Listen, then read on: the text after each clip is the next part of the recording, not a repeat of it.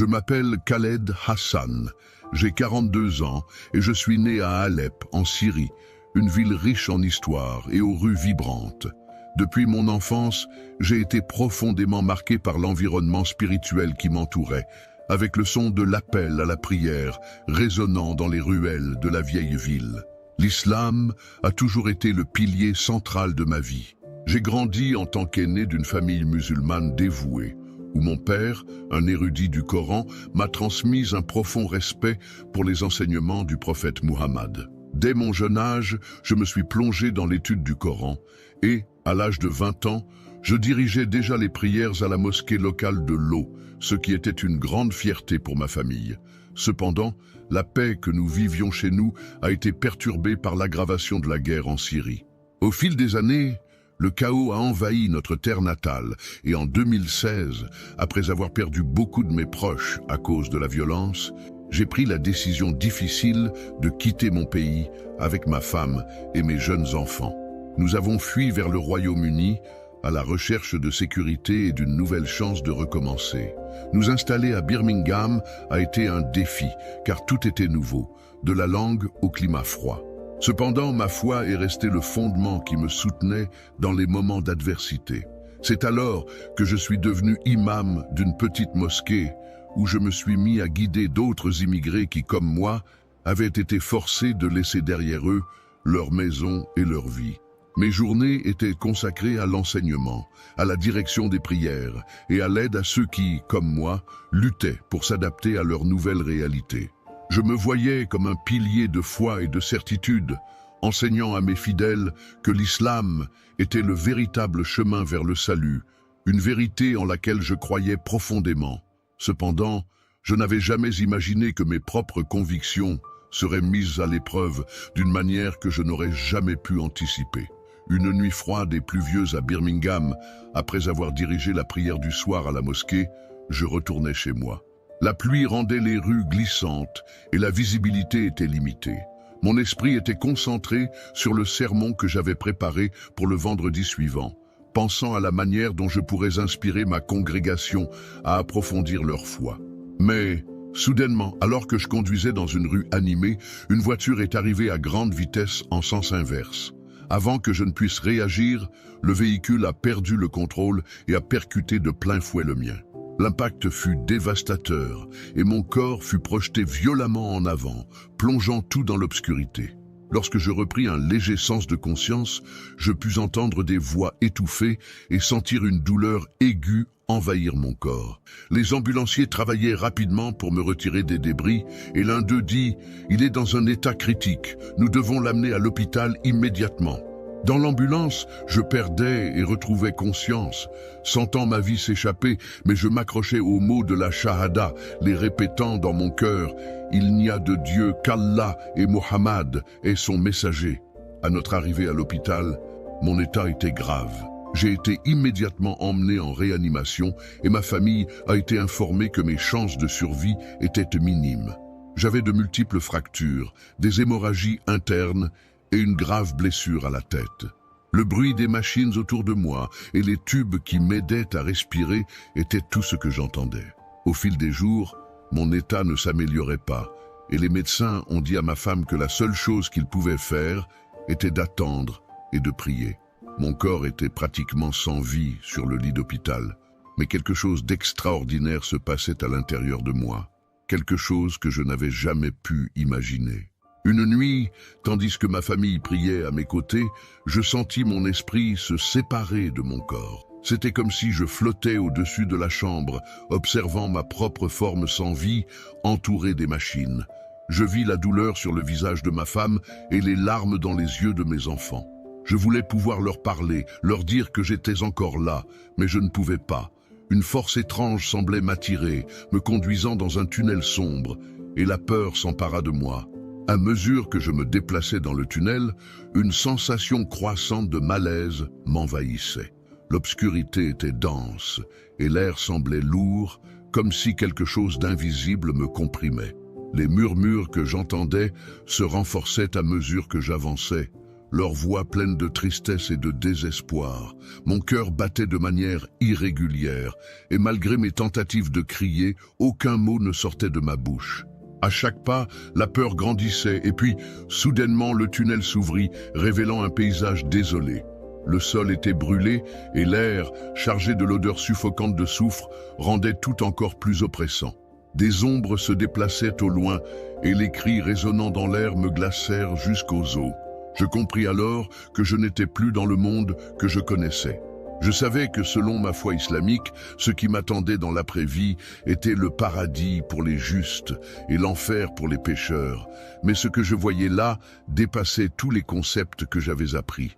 Ce que je voyais était bien plus sombre et terrifiant. Tremblant, je vis des figures s'approcher.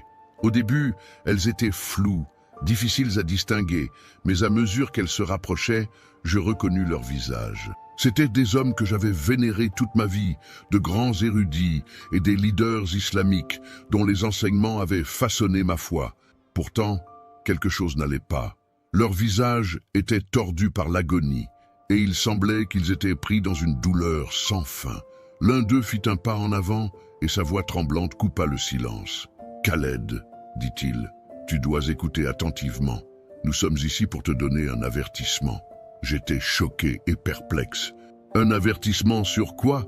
Pourquoi êtes-vous ici dans ce lieu de tourment? Vous, homme de grande foi?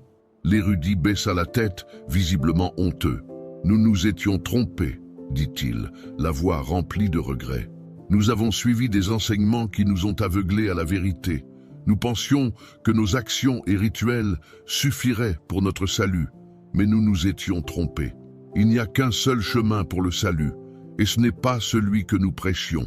Avant que je ne puisse poser davantage de questions, une nouvelle figure apparut devant moi. Cette fois, il y avait une sensation de quelque chose de profond et divin, mêlé à une immense tristesse. C'était le prophète Muhammad. Sa présence était incomparable, grandiose, mais en même temps marquée par une profonde douleur. Il me regarda d'un regard perçant, et parla d'une voix qui portait à la fois autorité et tristesse. « Khaled, dit-il, tu as été choisi pour délivrer un message. Ce que tu vois ici est le destin de ceux qui rejettent la vérité. » Ces paroles me renversèrent, et je tombai à genoux, accablé par le poids de leur signification. « Mais quelle vérité ?» demandai-je, ma voix tremblante. « J'ai toujours suivi tes enseignements. J'ai dédié ma vie à l'islam. » Le visage de Mohammed s'adoucit, et ce qu'il me dit ensuite ébranla ma compréhension de tout ce que je croyais. « Khaled, répondit-il, la vérité n'est pas dans les rituels ou les lois. La vérité est en Jésus. Il est le chemin, la vérité et la vie. Nul ne vient au Père sauf par lui. » Mon esprit se mit à tournoyer, incapable de traiter ce que j'entendais. Comment cela pouvait-il être? On m'avait toujours appris que Jésus n'était qu'un prophète, rien de plus. Mais maintenant, ici, dans ce lieu de tourment, j'entendais quelque chose de complètement différent de tout ce que j'avais appris. Muhammad continua avec une urgence visible. « Tu dois retourner. Dis à ceux qui sont encore vivants qu'ils doivent chercher Jésus. Il est le seul chemin pour le salut. Ne tarde pas, car le temps est court. » Tandis qu'il parlait, le sol sous mes pieds commença à trembler, et l'obscurité autour de moi s'intensifia. Je sentis une force irrésistible me tirer en arrière vers le tunnel, et les voix des érudits et de Muhammad résonnèrent dans mes oreilles, m'implorant de me souvenir du message que j'avais reçu et de le partager avec le monde. Ainsi, avec un dernier regard sur ce paysage de tourment, je fus tiré en arrière dans le tunnel et, finalement, ramené à la réalité que je connaissais. Mais maintenant, je portais une mission de partager la vérité qui m'avait été révélée et de guider les autres à comprendre que, à la fin, la seule clé pour le salut est en Jésus. Je me réveillais à l'hôpital, encore sonné, mais ressentant quelque chose de différent. En ouvrant les yeux, je réalisais que j'étais de retour dans mon corps, entouré de lumières fluorescentes brillantes. Le son des machines était constant et je voyais ma femme à mes côtés, priant désespérément.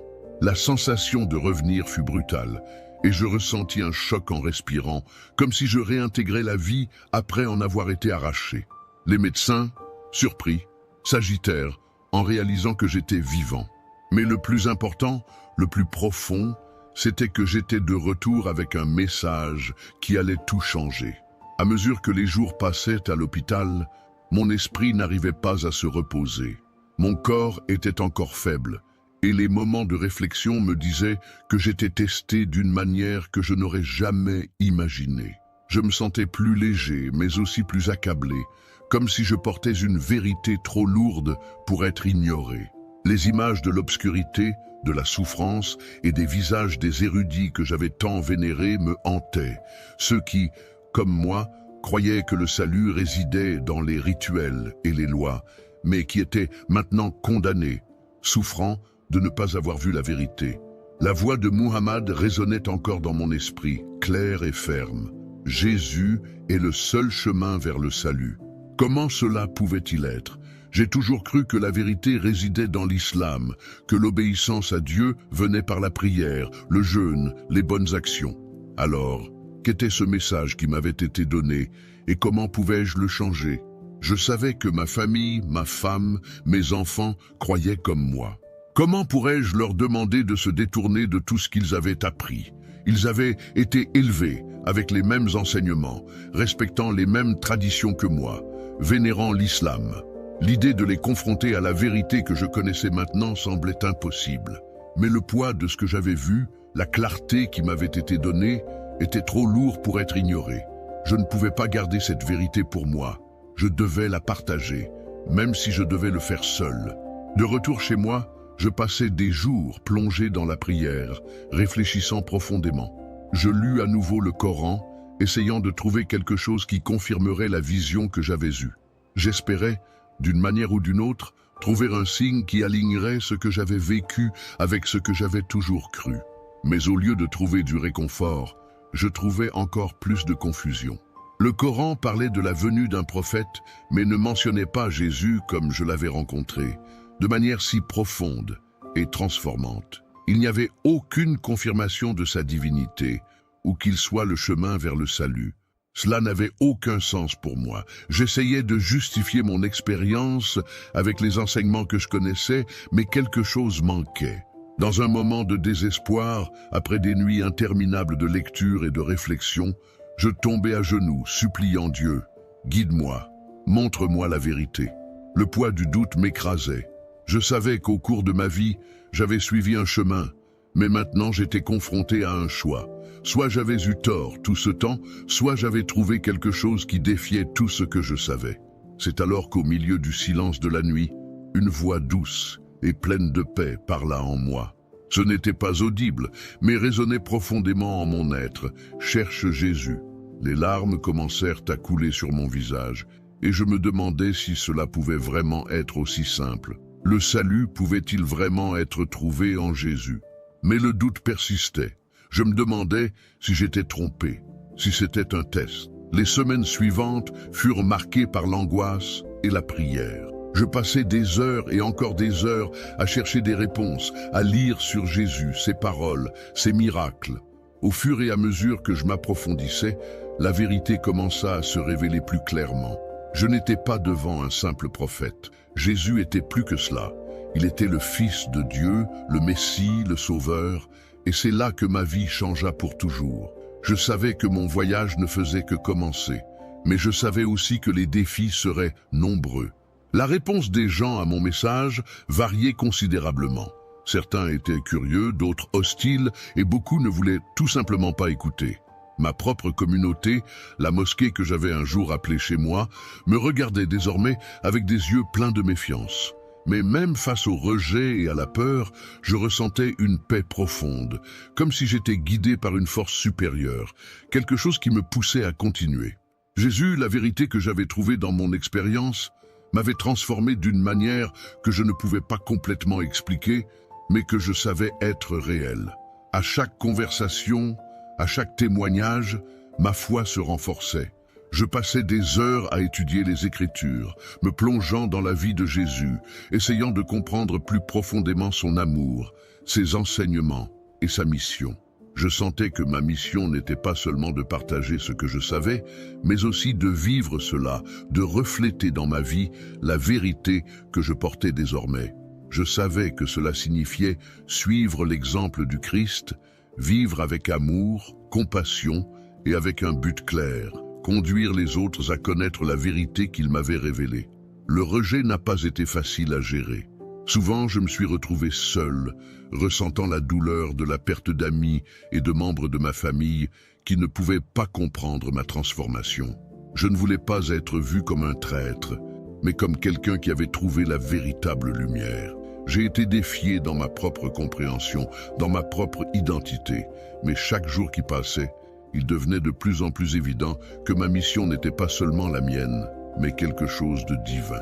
Je n'étais plus le Khaled d'avant, le leader musulman, mais le Khaled appelé à annoncer l'Évangile. Les semaines passèrent, et avec elles, la réponse de ma communauté fut mitigée. Certains commencèrent à écouter plus attentivement, à questionner, à réfléchir, peut-être même à envisager que peut-être j'avais trouvé quelque chose qu'ils ne voyaient pas encore. D'autres se sont éloignés, condamnant mon choix, disant que je trahissais mes racines, ma culture et ma foi originelle. Mais le poids de la vérité, l'amour de Jésus me soutenait. Et je savais que peu importe ce que les autres pensaient, mon appel était plus fort que n'importe quelle opposition. La vérité que je partageais n'était pas la mienne, c'était quelque chose qui m'avait été donné, quelque chose que je ne pouvais pas nier. Les mois se sont transformés en un cycle constant de défis et de petites victoires. À chaque personne qui écoutait mon histoire et commençait à comprendre, à chaque âme qui, d'une manière ou d'une autre, était touchée par le message de Jésus, je sentais que le royaume de Dieu grandissait dans ma vie, même dans les adversités. Je devenais plus fort, plus convaincu, sachant que j'accomplissais la mission qui m'avait été confiée. Et ainsi, avec un courage renouvelé, je continuais à partager ce message, sachant qu'à chaque pas, Jésus était avec moi, me guidant vers le but plus grand qu'il avait réservé pour ma vie. À chaque défi, ma foi se renforçait, mais la douleur du rejet était difficile à supporter. J'ai été marqué comme quelqu'un qui avait trahi sa culture, ses racines, son identité. La douleur était plus profonde, car il ne s'agissait pas seulement de la perte d'amis et de membres de la famille, mais aussi de ma propre position au sein de la communauté dans laquelle j'avais grandi. Je n'étais plus seulement Khaled, l'imam respecté, mais l'homme qui avait osé dire que l'islam n'était pas le seul chemin vers Dieu. Et la réponse de beaucoup fut cruelle. Mais au milieu de l'hostilité, je ressentais une force qui ne venait pas de moi. C'était la certitude que le message que je partageais n'était pas le mien, mais quelque chose de divin. La peur, le doute, la colère, tout cela étaient des obstacles que je savais que je devais affronter. Mais ma mission était claire. Partager la vérité sur Jésus, le seul chemin vers le salut. Alors que je marchais dans les rues, visitais des maisons et parlais à ceux qui voulaient écouter, la réaction était généralement la même, le rejet. Beaucoup voyaient mes paroles comme une menace pour leur foi et leur identité, quelque chose qu'ils devaient combattre. Mais je savais que l'Évangile n'est pas quelque chose qui peut être arrêté. Il est puissant et réel, et j'avais été choisi pour être un messager de cette vérité. Les rencontres avec ceux qui me voyaient comme un traître étaient fréquentes. L'un des moments les plus difficiles fut lorsque j'ai été confronté à ces deux hommes dans la rue. La peur était présente, bien sûr. Ils voulaient me faire taire, me faire fermer ma bouche. Mais à ce moment-là, quelque chose à l'intérieur de moi s'est renforcé. Peu importe ce qui m'arriverait, je savais que la vérité que je partageais ne pouvait pas être effacée. Je me suis rappelé les paroles de Jésus dans Matthieu 10, 28. « Ne craignez pas ceux qui tuent le corps, mais ne peuvent tuer l'âme. » Ce verset résonna dans mon esprit alors que je faisais face à l'opposition. Ma vie maintenant ne se résumait plus à moi ou à ma sécurité, mais à accomplir le but que Dieu m'avait donné. Je devais dire la vérité, quel qu'en soit le prix. À mesure que les jours passaient, le combat intérieur entre la peur et la certitude de mon appel continuait. Je ressentais le poids du rejet de tous autour de moi, mais je vivais aussi une paix intérieure venant du fait que je suivais le chemin que Dieu avait tracé pour moi. Je savais que ce que j'avais trouvé était réel. C'était la seule vérité qui pouvait apporter une véritable paix et un salut. Et puis, avec le temps, j'ai commencé à voir de petits changements. Certains ont commencé à écouter plus attentivement, d'autres ont commencé à poser des questions, et certains ont même commencé à chercher la vérité par eux-mêmes. La graine était plantée, et je savais que, même face à l'opposition, cette graine grandirait. Ce n'était pas ma force ou mon éloquence qui faisait la différence, mais la vérité de Jésus qui avait le pouvoir de transformer les cœurs. Le combat n'était pas seulement dehors de moi, mais aussi à l'intérieur de moi. Chaque jour était une lutte, mais je savais qu'en fin de compte, Jésus avait gagné. Il était la vérité, le seul chemin, et j'étais prêt à suivre ce chemin, coûte que coûte. Les jours s'étiraient, et la lutte devenait de plus en plus difficile à chaque pas. Chaque rencontre semblait être un test pour ma foi, un défi pour ma conviction. Le rejet auquel je faisais face n'était pas seulement des paroles, mais des gestes et des attitudes, des amis qui s'éloignaient, des regards remplis de jugement, des portes qui se fermaient. Je me demandais souvent si je faisais ce qu'il fallait, si cette vérité valait vraiment le prix que je payais. Mais même dans les moments de doute, il y avait quelque chose en moi qui ne me permettait pas d'abandonner. Je savais que ce n'était pas moi qui menais ce combat. C'était Dieu qui m'appelait à témoigner de son Fils. Chaque parole que je partageais, chaque conversation que j'avais, était une occasion de semer une graine de vérité. Je ne pouvais pas contrôler la réaction des gens, mais je savais que j'accomplissais la mission pour laquelle j'avais été appelé. Et plus important encore, je savais que je n'étais pas seul. L'Esprit Saint était avec moi, guidant, renforçant et soutenant ma foi, même lorsque les circonstances tentaient de me faire chanceler. Il y a eu des nuits où la peur me consumait et les doutes surgissaient avec force. Mais, en me tournant vers les Écritures, j'ai trouvé du réconfort dans les paroles de Jésus dans Jean 15, 18, 19. « Si le monde vous hait, sachez qu'il m'a haï avant vous. Si vous étiez du monde aimerait ce qui est à lui. Mais parce que vous n'êtes pas du monde, mais que je vous ai choisi du monde, c'est pourquoi le monde vous hait. » Ces paroles m'ont rappelé que la haine et le rejet auxquels je faisais face n'étaient pas personnels, mais faisaient partie du chemin que je suivais. Jésus a aussi été rejeté, et sa vérité a été la cible de l'hostilité. Mais il n'a pas abandonné, et moi non plus je ne pouvais pas. Je savais qu'à un moment donné, les portes se refermeraient de manière permanente pour beaucoup, et ils auraient perdu l'opportunité d'entendre la vérité.